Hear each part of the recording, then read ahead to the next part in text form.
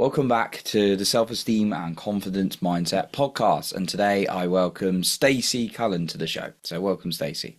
Thank you Glad to for have you having me. on. Awesome. So a quick introduction to Stacey. So Stacey Cullen is an award-winning playwright and director, best known for her bold and compassionate work exploring urgent social issues. Her latest play, Overwhelm, premiering at the Bread and Roses Theatre, confronts male loneliness, addiction, and radicalization through a rare female lens. Stacey is passionate about using theatre to spark conversations around vulnerability, connection, and the pressures facing young men today. So Stacey, some doing a lot. I imagine like directing these as we were talking about the show, and you've got another play or so like you're looking at doing alongside this one. But yeah, overwhelm, really important issues to my heart personally, around challenges from around like the male point of view and what some guys can go through. What really spark your passion behind this play, and what was it that inspired you to do this one? It's interesting, really, because I had had this idea in my head about just this young man who was sort of experiencing a lot of emotional issues about the current state of the world and just how much is going on at any given time. I mean, having a lot of like mental health struggles myself, and then my partner who is from the east, no, sorry, from the West Midlands rather.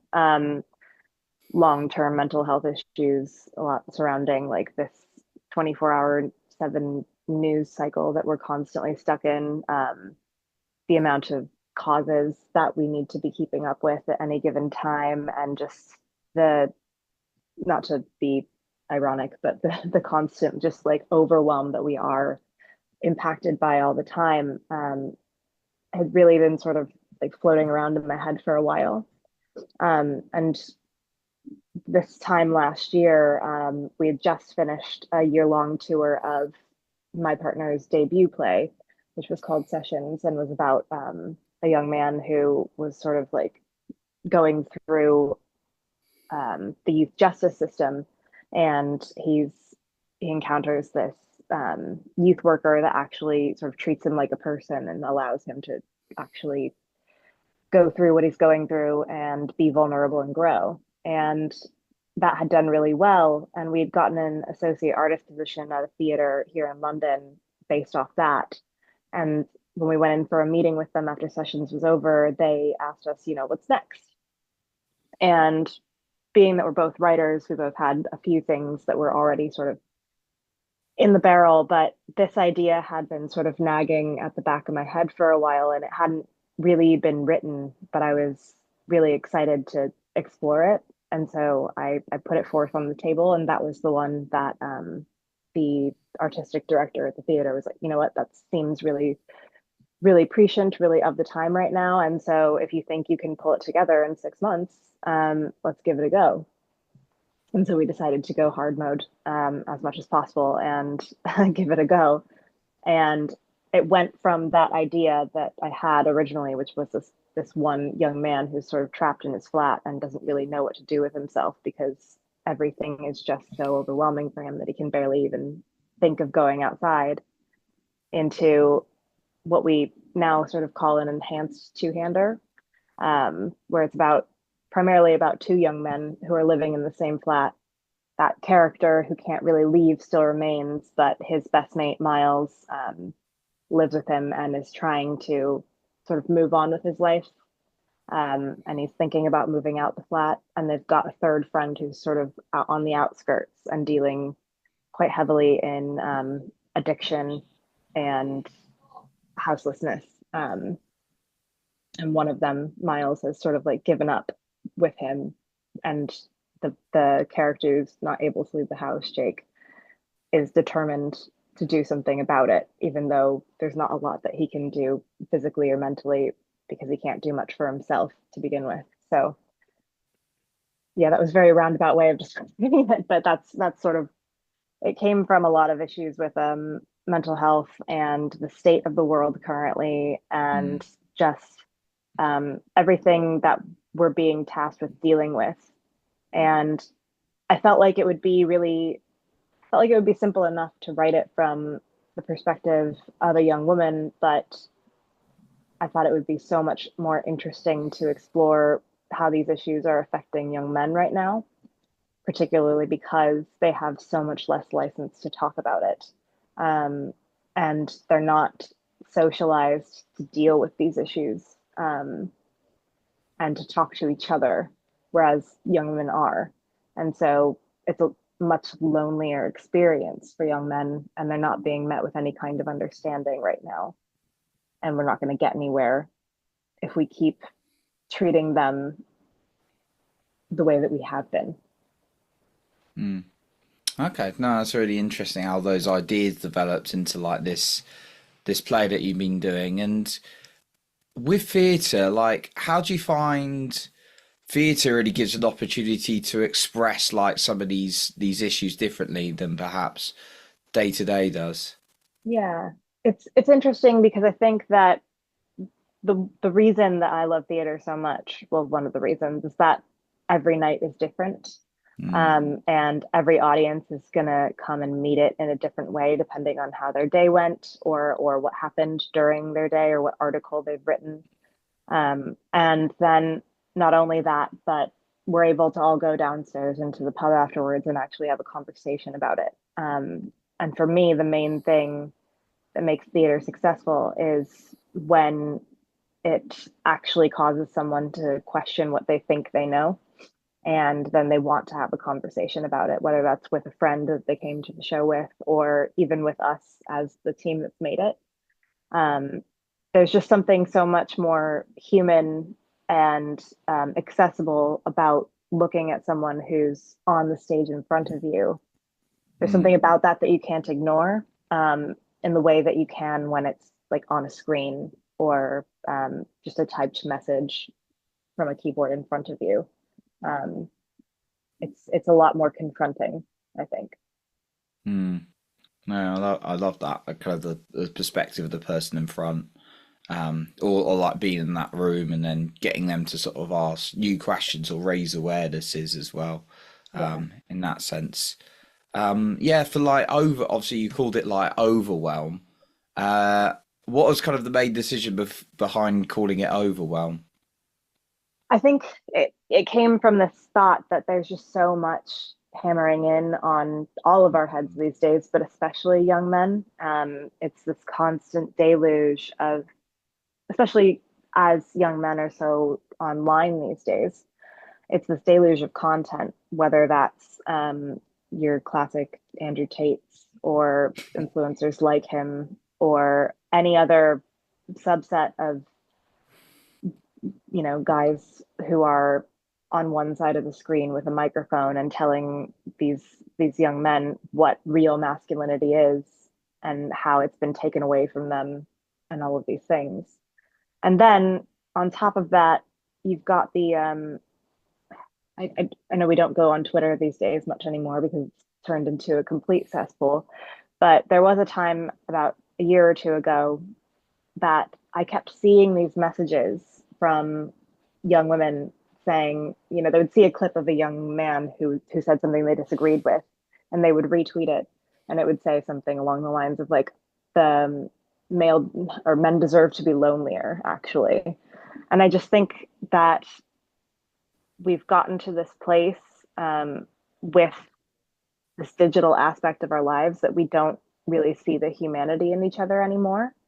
And Mm, it's so much easier to lean into that when you don't actually have to look a person in the face. Um, and we have lost this sort of like social code that says we shouldn't just be cruel to people for no real reason at all. And I think that a lot of that is just constantly showering down on young men and then pushing them into these spaces where they don't feel like they have the ability to talk to anyone about anything without being accused of being, toxic or just anti-feminine or wrong. They can't ask questions. They can't really have a discussion without all of this sort of like being batted at them. And so I think that was where the name felt most appropriate. No, it makes sense, and yes, important points there you made. How do you find because you like do multiple plays, there's lots of like information at you and you know, probably at you and all this thing you have to digest. How do you work with avoiding overwhelm or when it does come up, how you kind of like work through it? I'm just curious as a director. Oh goodness. Yeah, no, it's difficult. I think I'm still figuring it out, particularly as a director, because this is the first real time that I've had multiple projects that are like lining up so closely, and that I have to be sort of on call at all given times for multiple teams. Um, and as a director, I'm very of the belief that it's my job to take care of my casts as well. Like I always start our productions with the message like your well-being is more important than any given play that we might be deciding to put on at the time. So if you're not well, if you're feeling overwhelmed, if your mental health is struggling, then you need to be able to come to me and tell me that so that we can work it out. And I just want to be sure that you're okay.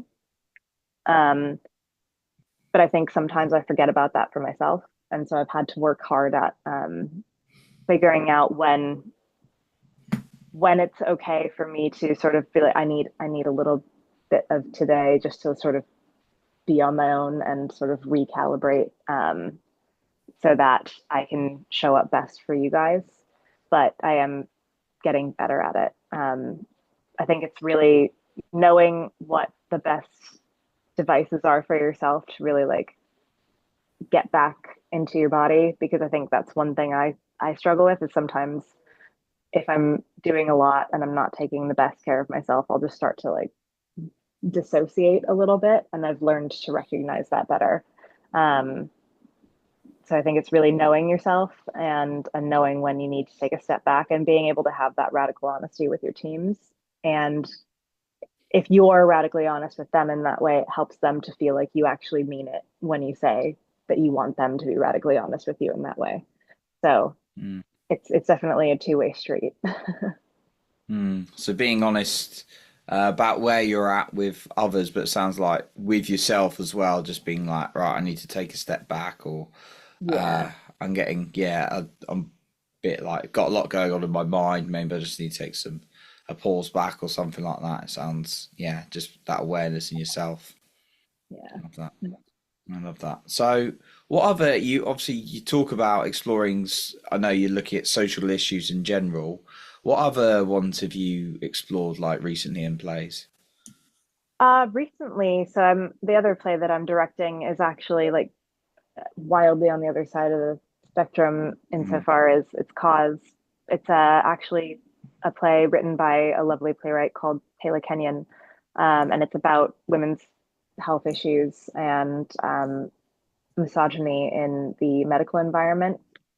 So it addresses a condition that I do actually also have called premenstrual dysphoric disorder, or PMDD. It's wildly under researched, wildly underdiagnosed, and carries a very high risk of suicidal ideation for young women because of the like mental turmoil that it causes you to go through. And there really aren't any great treatments for it right now. It's effectively hormone replacement therapy or having a hysterectomy so that you can go into early menopause because it's all associated with your hormones. And those are the real only options at the minute. They don't really have a whole lot else to offer because it's so under researched. And so that's something that means quite a lot to me. Um, but also, I think something that I'm hoping to sort of breach more in the future um, is the prison system and how we really don't treat people as human beings, especially in the prison system. And I used to work with former inmates when I still lived in the States because I am, as you can tell, I'm sure from my accent, originally American. Um, and I've always had an interest and a soft spot for people who are on the fringes of society and not being treated with the same amount of humanity that the rest of us are afforded. And so that's something that I'd like to possibly write a piece about and explore more in the future. Maybe do some more volunteer work with uh, people in prisons as well. Something that is heavy for me. Hmm. Interesting. Just yeah, sound very curious into, or kind of like very passionate as well. Maybe not just curious, passionate about some of these things, and sharing a message through like a performance and a story, Yeah, which I always found powerful when I used to write books as well. So it's like, yeah, just getting those stories out there. So I love that. What's the response been like from people on Overwhelm when you've done it? it's been really, really incredible. We partnered up with a charity called Man Up the first time we did it here in Oh London, yeah. and they were great. They came out for a Q&A when we did it on the first the weekend that we had it up, and we sold out that night. And like I want to say about 80% of the audience stayed for the Q&A, and they stayed for like just over an hour, which was incredible. It was just a really great conversation to have with people, especially because I think there were several folks who were just they really did want to understand what it was that was going on with young men that was causing this issue that seems to be cropping up so much lately, um, of this male loneliness epidemic, but also the issues with like what modern masculinity even means at the minute, based on all of this like content that's constantly Mm, floating around. Um, and then when we took it to Buxton as well, Buxton's a great little like fringe festival, and we've gone the last couple of years, and we absolutely love it because the audiences there are just so interesting. And the former chair of the Buxton Festival Committee actually came up to us right afterwards, and he was like openly crying because he said it reminded him of his son quite a lot, and his son's sort of struggling to mm, find what it is that he wants to do with his life, finding that purpose. And it's interesting to see how people respond to it, even when it's not that their kids are like the people that they know in their lives struggling with this specific issue, but struggling with something in particular, mm, anything at all, really, and being met with empathy rather than, like, well, I don't know, get it together. Um, because we expect so much of young people. We expect them to know what they want to do with their lives. We expect them to go straight into uni. We expect them to get a job. We expect them to do all of this and just have it together and be fine. When in reality, being a young kid and trying to figure out what it is you want to do with your life and how you want to move forward is massive. It's huge.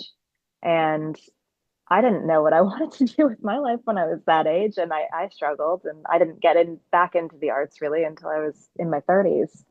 And I finally feel like I found my calling, but we need to allow a lot more space for people to like figure it out, and we need to encourage them and tell them it is okay to not know mm. and to explore, and that's fine. That's awesome. No, I love some great like messages there and awareness is created for people Yeah. from the work you're doing. So I know you've got a play coming up very soon. Yeah, just to be really great to kind of hear a little bit where this is and how people can get how the listener can maybe get a ticket for this, and if there's any other resources or sites that you've got available to find out more about the work you're doing. Yeah, absolutely. So we are going to be on at the Bread and Roses Theater, which is in Clapham. The nearest tube station is Clapham Common, and or Clapham North, actually, I believe. Yeah, And in the that'll UK for be any listener that's in England. yes. Yeah. um, and that is going to be from the 18th to 19th of October at 7 p.m. You can get tickets for it at lambethfringe.com. And it'll just take you to all the listings for the shows. But ours is Overwhelm. If you just search it on their site, you can get there quite easily. If you're interested in any of the other work that we're doing, that you can follow us on Instagram, and we are at Working Progress Collective. It's a really long handle. We feel bad about it. Sorry in advance when you do have to search it. We also do have a website of our own, which is workingprogresscollective.co.uk, where you can see some of our past work, see more of the bits about this play as well, and also some things that we've possibly got going on in the future. Yeah, I think that's about the sum of it. Amazing, amazing, Stacey. So yeah, we'll be sure to put those links in the show notes below to grab a ticket, which is just coming up um, in the end of October, the 18th and 19th. So yeah, we'll link that up, and then the work in progress links as well. So thank you, Stacey, for coming on today. Thank you. Awesome. So that concludes our episode for today. And remember to lead with your heart and not with fear.